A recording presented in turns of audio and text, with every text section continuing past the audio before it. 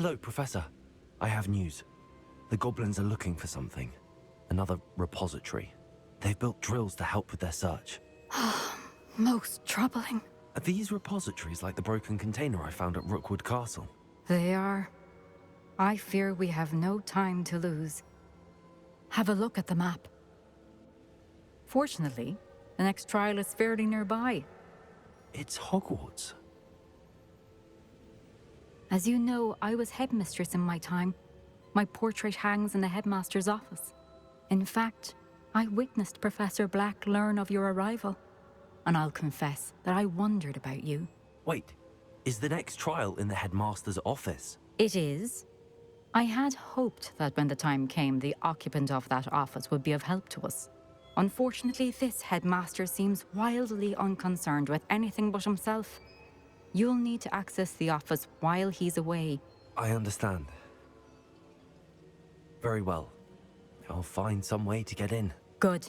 I shall meet you in my portrait there. Until then. Violet. Professor Fig, the keepers have shown me where the next trial is. Has something changed? Lodgok and I have learned that the goblins are searching for another repository, like the one we saw at Rookwood Castle. And I discovered that they're building massive drills to help in their search. Professor Fitzgerald seemed very concerned. I see. Ranrock clearly knows even more than we suspected. And sir, there's something else. Lodgok knew Miriam. He knew Miriam? They encountered each other at Rookwood Castle. She was doing research. That's where she found the container with the portkey. He liked her so much that he let her leave with it, despite orders from Ranrock. I don't know what to say. She could win over almost anyone. I want to hear more of this. And, in fact, I'd like to speak with Lodgok directly. But we've no time now. Where is the next trial? Believe it or not, it's in the headmaster's office. Incredible. Very well. You'll need the password to get past the stone gargoyle. The headmaster's house elf will know it. I don't know the headmaster's house elf. Will he even speak to me?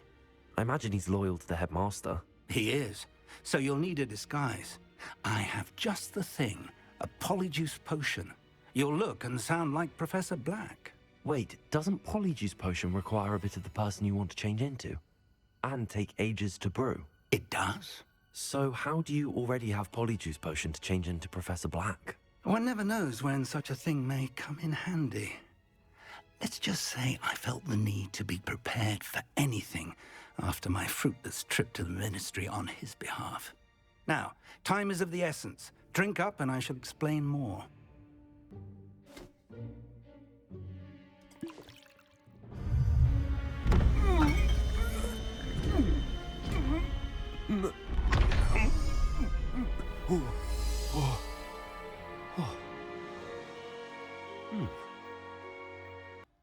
How do you feel?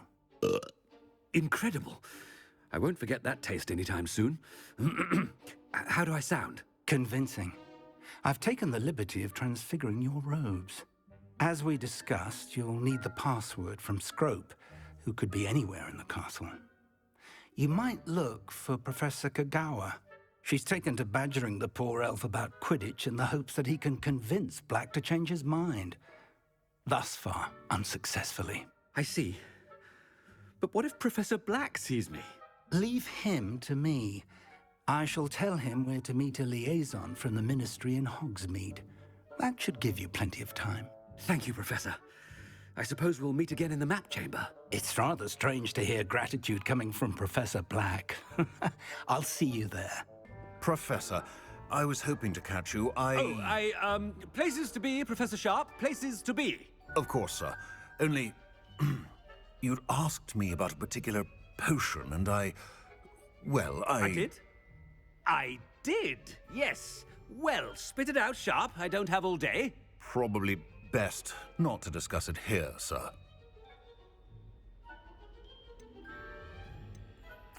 I assure you, Sharp, you may speak freely. Very well. I've brewed the cure for boils you wanted. I can drop it by your office when it's convenient.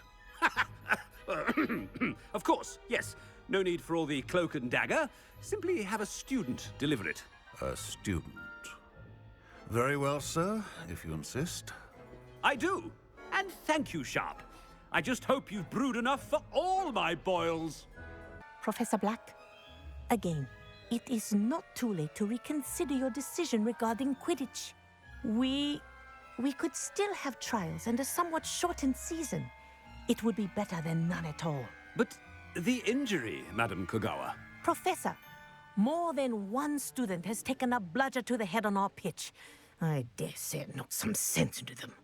And they're fine now. The fact that it happened to be a pureblood, well, that's no reason to... What nonsense! That you would trivialize the health of a student over a silly game. A silly game? You are quite impossible sometimes. Sir, I've a good mind to write to the Department of Magical Games and Sports at the Ministry about you. Good idea. I can even provide the parchment should you need it.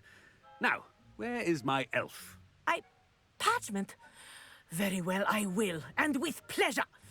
And I spotted Scrope in the Great Hall. Seems to be avoiding me. I wonder why. Good day, Madam Kogawa.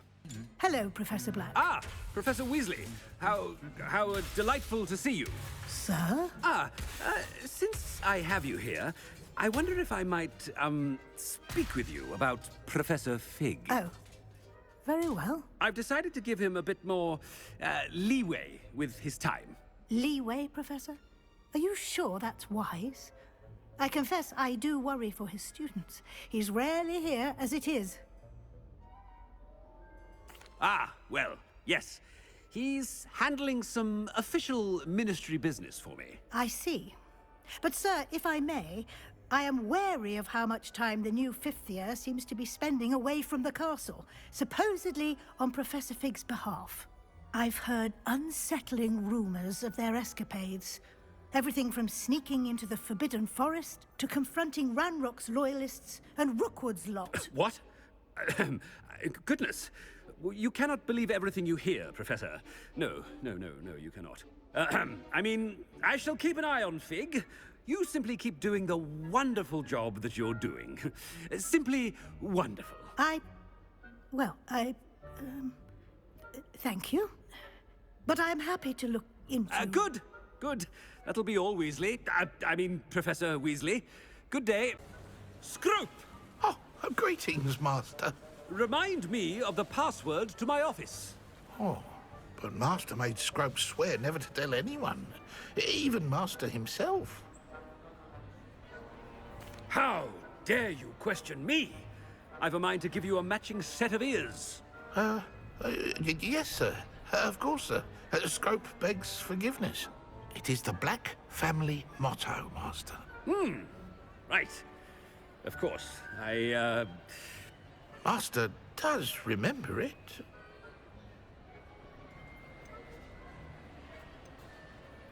But certainly I remember.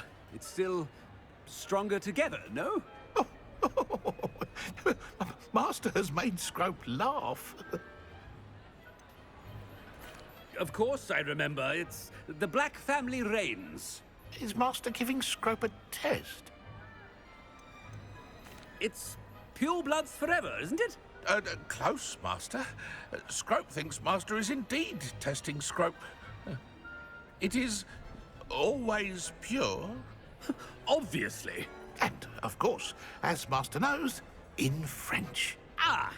Yes, of course. I order you to pronounce it for me. Oh, but Master knows that Scrope's French is most pitiful. Oh, very well. Toujours pur. Ha! Thank you.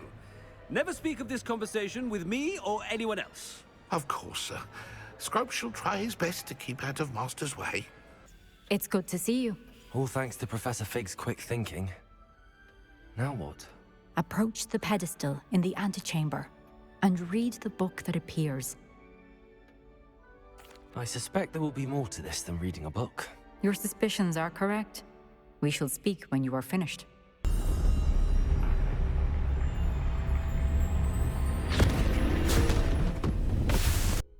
Where am I? Professor Fitzgerald? Can you hear me? I am here. In this place, you may call me Neve. You shall be witness to a fable. Pay attention. Things are not always as they seem. You must move swiftly and cautiously. Use the tools you encounter to find me. The first you will need is a cloak.